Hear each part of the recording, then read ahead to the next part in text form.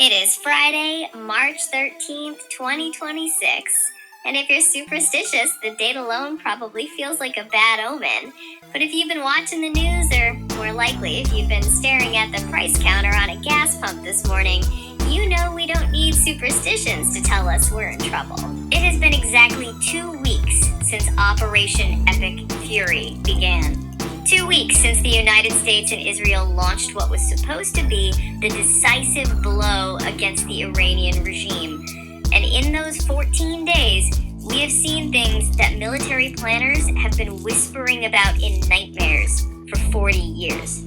We saw the airstrikes. We saw the reports confirming the death of Supreme Leader Ali Khamenei. For about 48 hours, there was this sugar rush in Washington. This feeling of, we did it. The head of the snake is gone. But here we are. It's 2 weeks later. The sugar rush is gone, and a hangover is setting in. And it is a brutal one, because instead of a collapse, we are seeing a mutation. Instead of a victory parade, we are seeing Brent crude oil hitting $126 a barrel. We are seeing a new supreme leader, Mojepta Khamenei, stepping out of the shadows not to surrender, but to double down. And we are seeing the U.S. economy staring down the barrel of a recession that could make 2008 look like a hiccup. So today, I want to pull back from the minute-by-minute updates of missile strikes and troop movements. I want to ask the big question that nobody in the White House briefing room seems to want to answer. Why does it feel like no matter what happens next, America has already walked into a trap? Why is this war, whether we win it on the battlefield or not, a lose-lose situation for the United States? To understand this, we have to look at 3 specific traps we've stepped into: the economic trap, the military trap, and the geopolitical trap. And spoiler alert, none of them have an easy exit. Part 1, the wallet problem. Let's start with the thing that hits you first, the economy. You might have noticed that gas prices didn't just tick up this week, they jumped. And that's because of a stretch of water that's only about 21 miles wide at its narrowest point, the Strait of Hormuz. For decades, analysts have warned that if Iran ever felt truly backed into a corner, existentially threatened, they would play their ace card. They would close the strait. Well, folks, the ace has been played. Since February 28th, shipping traffic through that strait has dropped to near zero.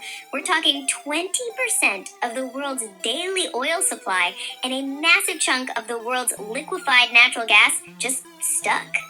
Now, the military experts will tell you, don't worry, the U.S. Navy can reopen the strait. And sure, on paper, we have the firepower to sink the Iranian fast boats and clear the mines eventually. But eventually doesn't help the global markets. Eventually doesn't help the factory in Ohio or the logistics hub in Hamburg that needs energy now. Here is the lose-lose on the economic front. If we continue this war, attempting to fully degrade Iran's capabilities, that strait remains a war zone. Insurance companies, who are actually the secret rulers of the world, by the way, have already suspended coverage for tankers in the Gulf. No insurance means no ships. No ships means the oil stays in the ground. If this drags on for another month, we aren't just looking at $5 gas. We are looking at global stagflation. That's the nightmare combination of high inflation and a stagnant economy.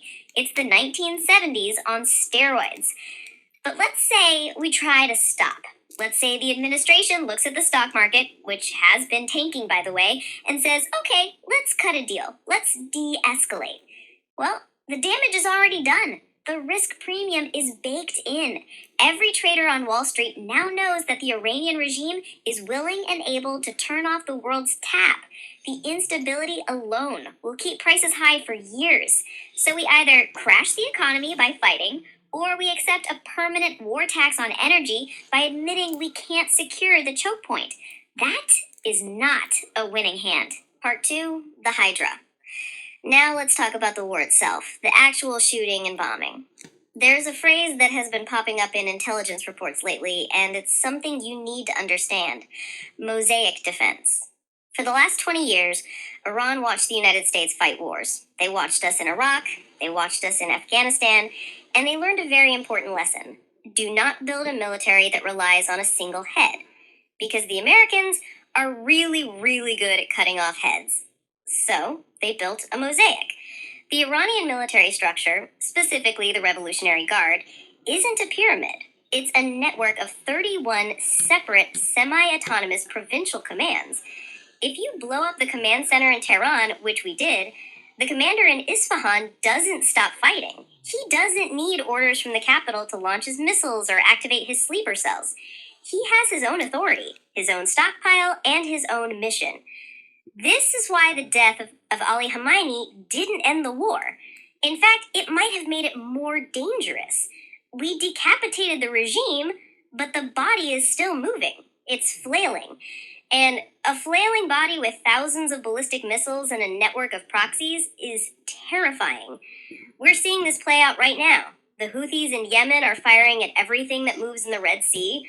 Militias in Iraq are hitting U.S. bases. And this is the part that should really worry you. We're seeing cyber attacks on the U.S. homeland. Just yesterday, a major U.S. healthcare provider was hit. Hospitals are diverting ambulances. Patient records are locked. That isn't a military target. That is a direct attack on American civilians designed to cause panic. So here is the military lose-lose. Option A, we commit to a total victory. That means we can't just do airstrikes. You cannot destroy a mosaic from the air. You have to go in and break every single tile by hand. That means boots on the ground. That means an invasion. And let's be honest, there is zero appetite in America for an invasion of Iran. It would make Iraq look like a skirmish. Iran is mountainous, it's huge, and the population has spent 40 years preparing for this.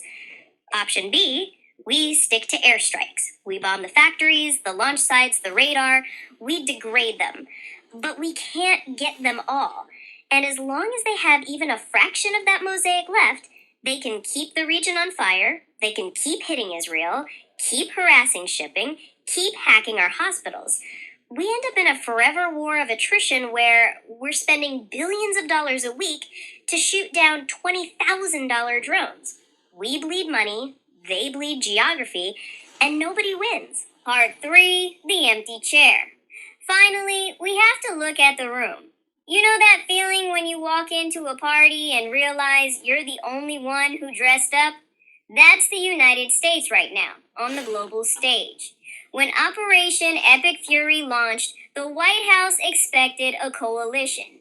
We expected the British, the French, maybe even the Germans to be right there with us. But look at the statements coming out of London.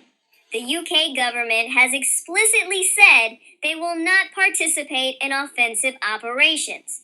They're defending their own ships, sure, but they aren't joining the attack. Why? Because their public doesn't support it, and their economy can't take it.